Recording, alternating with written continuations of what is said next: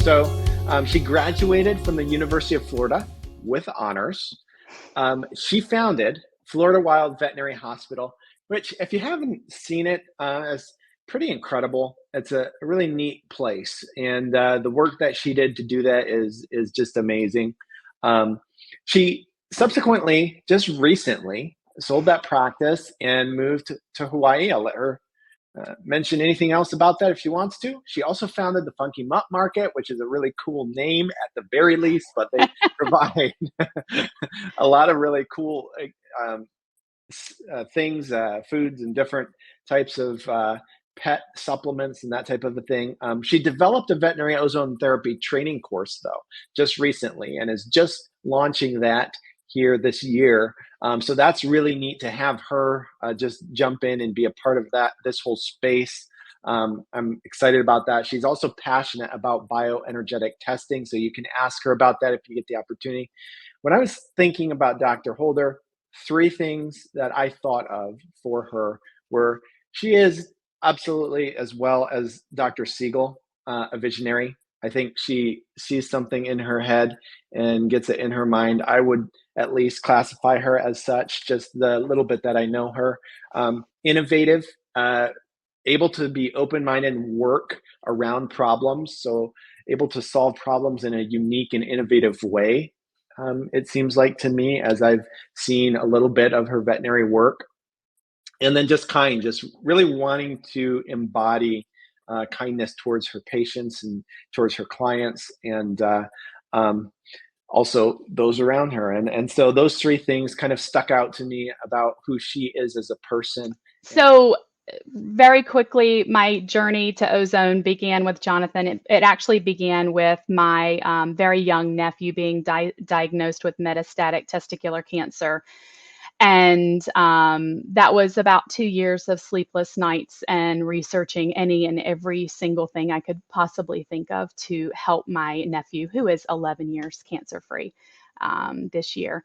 And it led me to to Jonathan and to my passion about ozone therapy and what it can do. And so I am happy to share this with you because we have, every single one of us, been touched by cancer, whether it's with our pets, whether it's with our humans. And it's just a nasty, horrible disease that, despite the billions of dollars of research that we're dumping into cancer, we are coming up with very little in the Western world. So we continue to use drug therapy, radiation, and we are seeing, some benefits for sure, but a majority of, not as much benefits as we should think we would see with the billions of dollars in research funding. What we know about cancer, definitively, I feel like I can say that at this point, is that it's not typical for cancers to arise from genetic issues. Where my nephew was one of those rare humans, the majority of our cancers arise from our lifestyle that creates metabolic changes in our bodies, and an immune system that cannot navigate its way around cancer. And the reason is because our bodies, our pets' bodies, are constantly inflamed. We're all living with different levels of inflammation, and it's deeply affecting our health and well-being. And it is the number one killer of our pets and our humans today. And so where does the inflammation come from? It comes from, most importantly, stress. Life is very difficult, and we are stressed out creatures. And while this is not about humans, it's about our animals. You have to understand that, energetically speaking, our animals are absorbing what we're putting out there. So if we're coming home from a very stressed out day, our animals are picking up on that, or maybe you're super stressed and you're yelling in the house or having an argument. Our animals feel that. And so stress is a huge contributing factor to inflammation. And then we've got environmental. It's everywhere. It's in our water. We have high fluoride concentrations in a lot of the water sources, which should be ozonated. We have contamination in our air. We have contaminated food sources. Our vegetables are allowed to be shipped overseas, and DDT or whatever horrific chemical that's been outlawed in the United States is used internationally, and then we actually import those vegetables back. We are allowing GMOs to go into our foods, and this is where we splice in a little bit of DNA to change the vegetables. So we change the vegetables to be rot resistant or pest resistant, and we're changing the structure of the vegetables, and then we're consuming this, or we're giving it to our animals. And then we've got the problem with our meat sourcing. So, our meat source is, a lot of our animals are being injected with hormones, or they're being injected with steroids or some type of modification that will last for many years in the meat.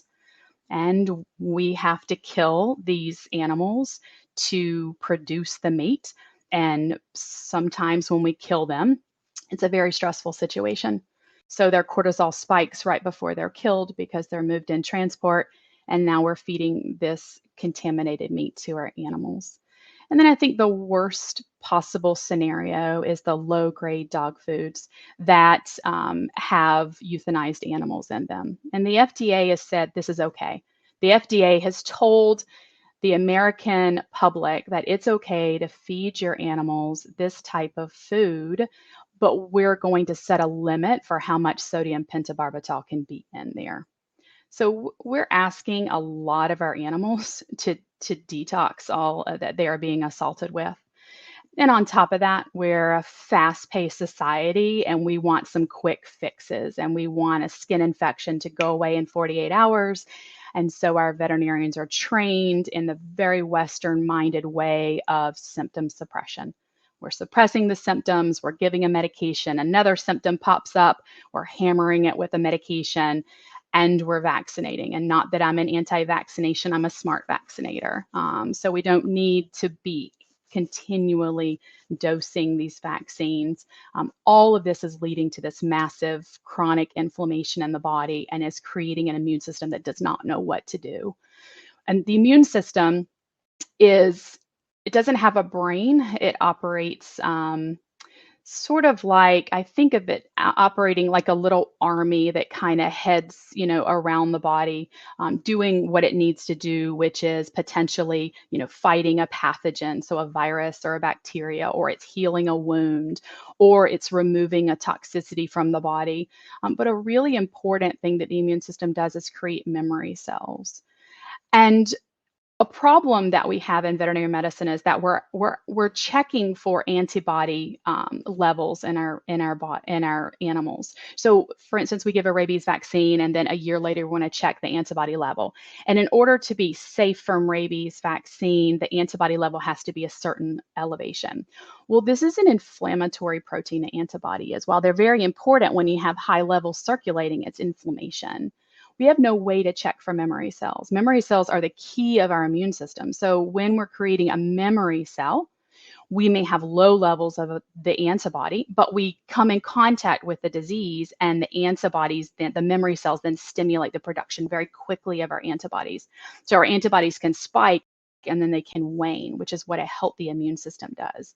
So inflammation is really good. Like, we need to heal our wounds, we need to fight the pathogens. But when we're constantly exposed and hammered with all of these different things, then our immune system becomes either overly aggressive, like a general just marching through, burning down everything that it can, which is an autoimmune disease, or a army that is quit, that is sitting down, not circulating, and cannot do anything. And both are devastating, but the most devastating is when you have a deficient immune system. And the deficient immune system will allow our cancers to arise, because we're making cancers every day. We're making cells, and our body is pulling them out of circulation and not letting them grow into an actual detectable cancer. So when you have an immune system that's sitting on the sidelines and not doing anything, that's where you get into real trouble. is ozone the cure for cancer? I mean, I wish it were that simple. I would love for there to be one silver bullet that cures our animals of cancer. And I don't think anybody anywhere would tell you that there is that thing. Cancer is, for lack of a better word, intelligent. It's developed an enormous way to evade the body's immune system and to proliferate. And so we have to use a bunch of different ways to kill cancer. And so while ozone's not the cure for cancer, it sure is important in cancer. And the number one reason why I feel that ozone is so critically important, while it does a bunch of things that we're going to talk about, it's anti-inflammatory, and the single most important thing. So we know that cancer is coming from inflammation, and so we can use a powerful, powerful anti-inflammatory like ozone, and we're going to at least bring that inflammation down.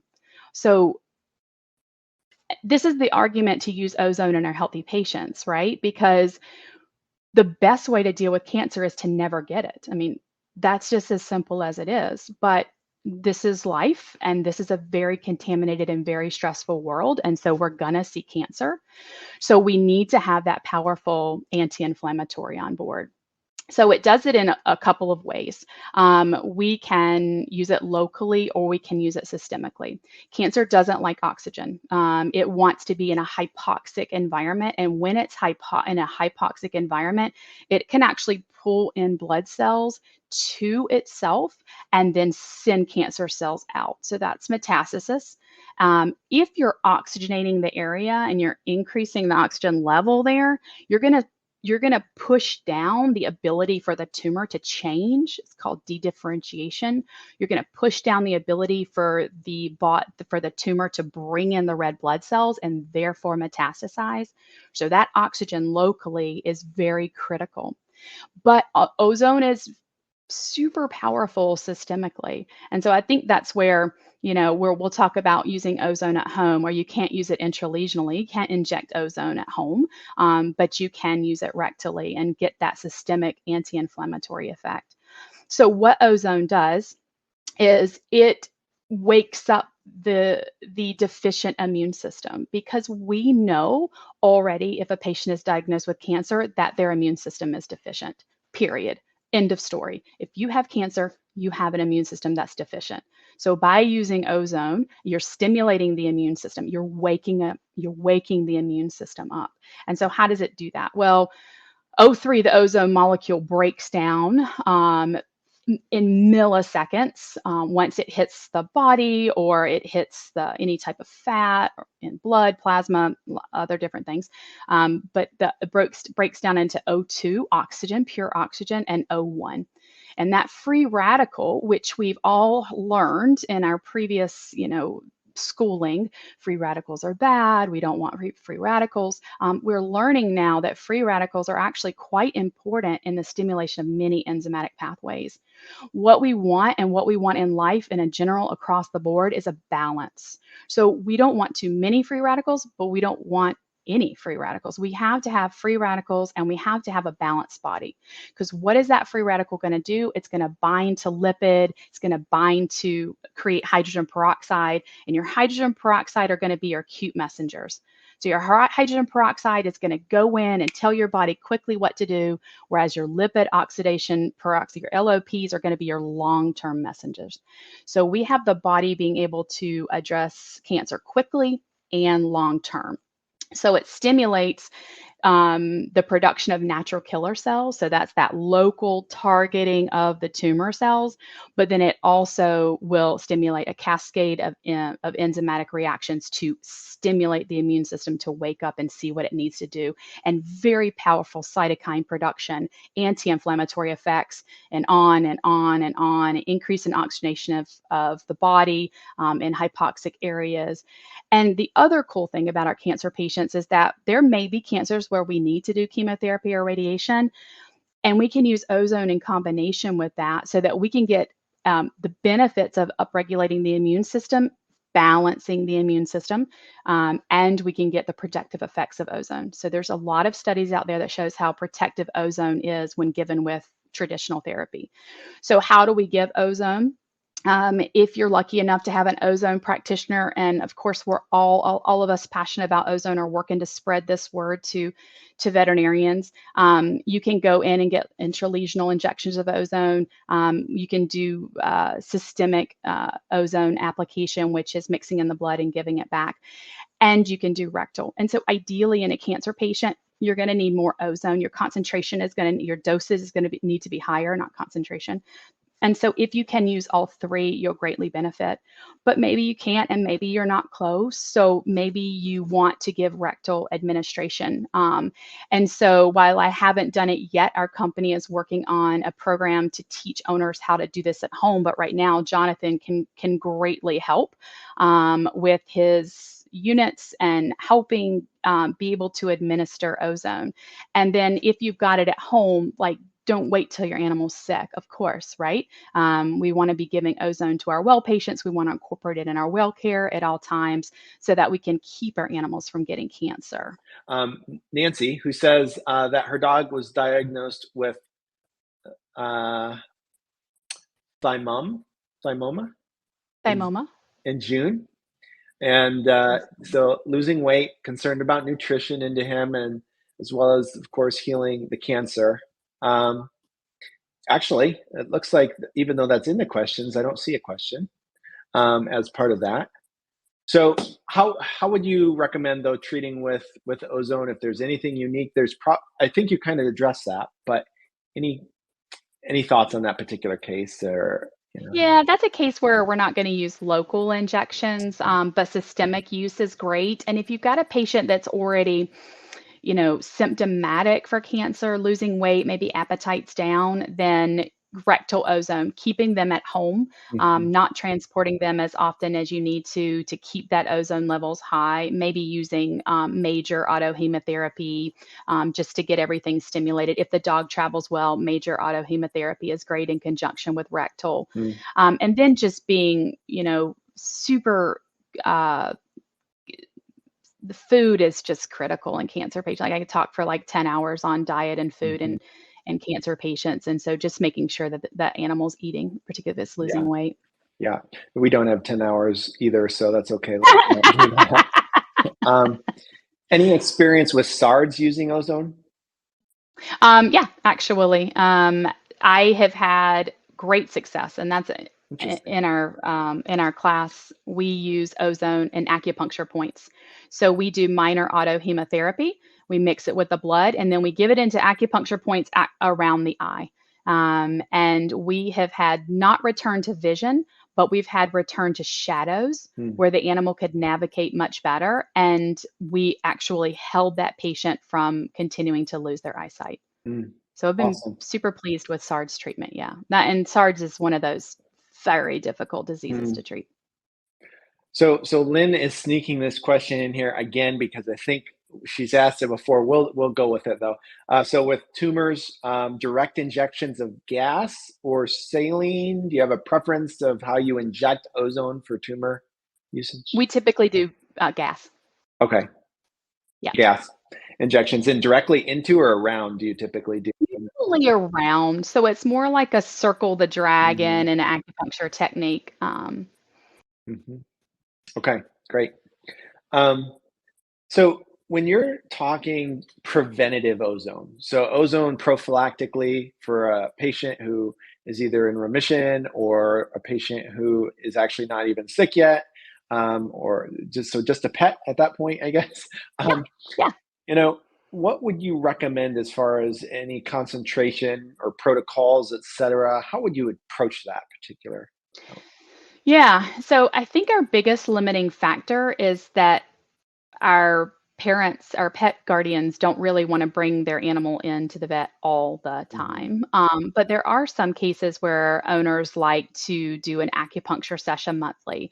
So even if we did like a rectal ozone session once a month, that's amazing. When we draw blood, or when I was at Florida Wild and we drew blood for routine screening, we would ozonate the blood and give it back to the animal. So anytime we took blood, we were going to do a minor autohemotherapy treatment. Mm. So, the ideal scenario is that you treat your patients 2 to 3 times a week rectally at home. That's genuinely the ideal situation. And then you may want to go in, every 6 months for a major autohemotherapy treatment. There's a lot of different ways you can do it. Some ozone is great. One ozone treatment is probably not going to make too much of a difference. We need to have a repeat of ozone. We need to continue to train the body and the immune system what it needs to do. Great. So, and oh, by the way, can you stop screen share? That'll make our Oh, screens bigger. yes, Of of but course. going back to the idea of so prophylactic use when we're not treating a disease at all, at that point. There you go. I see you. So when we're not treating disease, like maybe once a month, is that reasonable to say I at think, home I'm yeah, doing rectal yeah. insufflation, something like Yeah, that? I would say if you could start out a little bit more aggressively before you shifted to once a month. So Okay. we say that animal is healthy, but Yeah. we don't know, and we don't know what's circulating in the body. So Interesting. I would say, from middle age on, maybe we do a series of 3 times a week for 4 weeks, and then we go to monthly. Mm, But we want to boost the antioxidant um, system and balance the immune system, and then we can drop back. mm, great. Um, what do you do for osteosarcoma? Uh, It's and hard.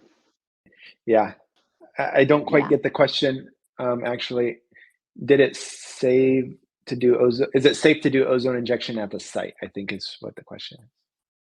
Yeah, I probably wouldn't do it intralesionally. I would probably do it around the site so that it can be, because, osteosarcomas create such a fragile bone Mm, that you don't want to be going crazy and getting too close to the bone, but you could definitely do it around subcutaneously. And systemically is super powerful. mhm. Yeah, so it definitely add the systemic. If you can do O3 UV and do the ultraviolet with it, great. But yeah, so if you're doing it at Yeah. home, that'd be rectal insufflation. But if you're Uh-huh. able to take it to a veterinarian who has those other tools, then that would be good too.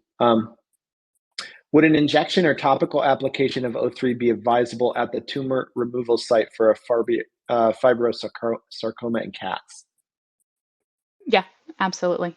Because you're gonna, we use it routinely post surgically, which is an awesome way. So rectally stimulating the immune system to heal, and then around the lesion, you're creating a high level of oxygenation there, and so that will help with fibrosarcoma for Okay, sure. great.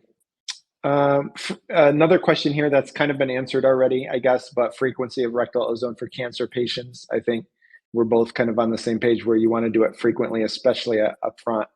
Yep. And so you might even do that up to 5 days a week. Daily. Yep. Yeah. Yep. And then, not for life, but so that's where Correct. Yep. having a veterinarian on board and following the protocols that are available with when you purchase your equipment, et cetera, or when you go to the veterinarian are important. Um, For but sure. will ozonated hemp oil being rubbed at cancer site on lung, bone, and muscle tissue help? 1 second before I answer that question. Yeah. Just wanted to talk about Dr. Menendez's study out of Cuba. Mm, So there's an enormous amount of research coming out of Cuba. She's the most, I think, prolific ozone researcher, and she's on the human side. And she did a study in rabbits, rodents, I think rabbits and rodents, and gave seriously high doses of rectal mm, ozone, and for like 90, 180 days in a row. wow. And then she did pathology reports on their rectal mucosa and all of their internal organs, saying like what damage has been created. And there was zero damage created. Interesting. So that was pretty cool to me to see the pathology of the colon remaining the same after that intense amount of Mm. ozone. Mhm. So going to levels that we don't go to in animals or humans, or that's recommended, but just looking for that safety margin Mhm. of ozone. Okay, sorry. Now, No, that's next good. question. That makes it a that's why I think there is such a big safety margin when you're doing ozone therapy treatments. So we recommend lower doses to start, but that doesn't mean if a veterinarian is doing higher doses, it's dangerous. And I always tell people Right. that, you'll see a Yeah. variety of protocol recommendations out there. Um, and so, yeah, that's the reality of it. And we're learning more as time goes on. We don't know Oh, everything yet. yeah, So, exactly. Exactly. I mean, for instance, we know that ozone doesn't have any systemic effect against pathogens directly. Like, if it's a sepsis or an infection around the whole body, ozone's not directly affecting the pathogen in the body. However, I think that's going to be disproven in a few years. mm, So it does affect, of course, the immune system. But mm. anyway, and there's a ton we don't know about it. So the question again was ozonated. So ozonated oil. So when we're talking about Okay. cancer, and this says cancer site on long bone and muscle tissue. Um, Okay. what does ozone oil, in your opinion, or if there's information out there, do for cancer, if anything? Is that even a thing? Yeah. Well, yeah, I mean, it's an application. So if you're going to apply it topically, mean rub it on, that's the extent of what you're going to do with ozonated oil. There's no injection, there's no putting it in anywhere. It is just simply rubbing it on. Is I think helping. Is it helping a ton? Well, no. I mean, it's a nice anti-inflammatory effect locally and it can be done. Mm, yeah, great. Jennifer asks, she pet sits a dog that had radiation nose cancer. He's reverse sneezing more and bleeding from the nose much more frequently. I want to be able to recommend ozone therapy. Any thoughts on how, if that could help with the nose bleeding? Yeah, so um well, probably not ozone to help with the nose bleeding. Unum Biao is the go-to.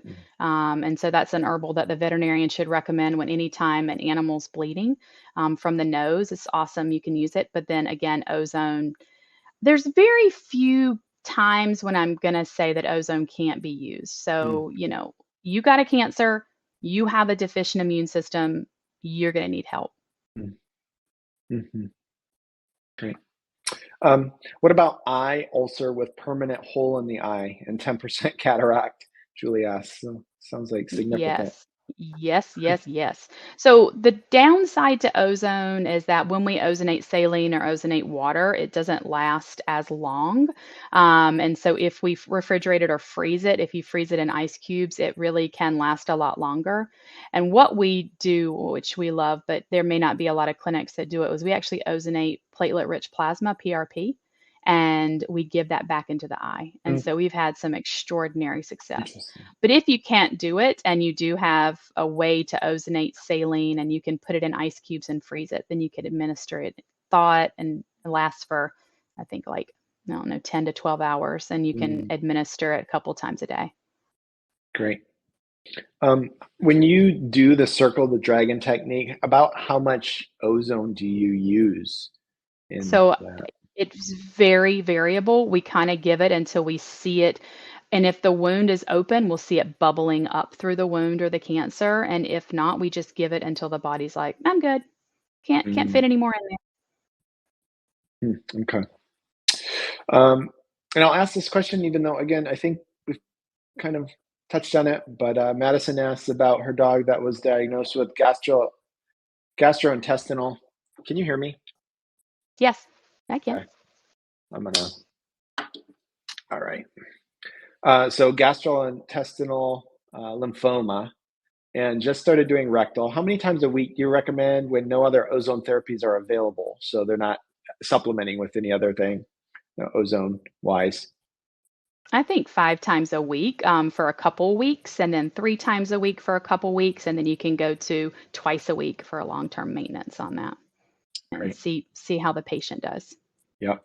Great. Um, okay. So sometimes Madison says after rectal ozone treatment. The dog has bright red bloody stool. Is that normal? Okay, yeah, no, that's not normal. And so there are a couple of reasons. I don't know how big the dog is. And so is the dog very small? Is the dog already have a compromised, rectal area or rectal mucosa? That is not something that we see with ozone therapy. So I suspect there's something else going on in that Mm, area. And mm, just be really cautious about that. We don't want to jam something up in that mhm. area if we're seeing bleeding. Yeah. So, have you had any experience with? I know we at O3 Vets don't sell these, but I know some companies have an ozonated capsule for oral use. Yeah. So, have you had any experience with that in general? No, no. And I've been tempted to. I've thought this is a great way to administer it, particularly if you got like upper GI issues. But I just haven't done that yet. Do you think it would have any benefit with cancer in particular? I guess osteosarcoma, but Mm, yeah, I think you're dealing with a really bad cancer, and when you're dealing with a really bad cancer, you want to get the really big guns. yeah. And so the really big guns are major. Actually, it's a combination. You want to get as much ozone in as possible. Mhm. Yeah, great. It's not going to hurt though. I mean, Yeah, I don't think it's going to hurt. yeah. Jennifer says, "Thank you for your reply. What was the herb that you mentioned to get for the nosebleed issue?" Yu Yunnan Baiyao, Yunnan, Yunnan Baiyao, Baiyao, Yunnan Baiyao. Wow, that's an interesting spelling. You might want to chat that chat that one in if you can. But Oh, yeah. oh, there it is. Wait. Amy Oh, Baden just did it. oh, there's the chat over there. Oh, I see it. Okay. Whoops. Angel asked in the chat there. You can probably see it now. Your thoughts on combining metabolic therapies like IVC, artemisinin. I don't even know that one. Artemisinin and Oh, ozone. artemisinin? Yeah, Artemisinin. Yeah, and cancer that's a therapy. powerful anti-cancer herb. Yeah. Yeah, cancer is a multimodal approach. So you're going to grab everything that you possibly can grab, and you're going to use those therapies. The only caution is that when you're using high antioxidants, is that you're not using the antioxidants prior to ozone therapy. So if you're doing high dose vitamin C, then you want to give it after the ozone treatment. Mm, okay. Um, so let's see. You discussed ozonating PRP for the eyes. Do you make eye drops with that? You do. Yep. Okay. Yep. Next question from Julie. If VDI shows TDK TK1 is off, so inflammation in body or precancerous indicator, assuming we should start ozone now. Yeah, so I think you're asking, there's a new test out there that is the cancer screening Mm, test, which is, um, I have some mixed opinions about it because I think we've all got some level and degree of inflammation in the body. And if I get a negative test, do I not want to do ozone? No.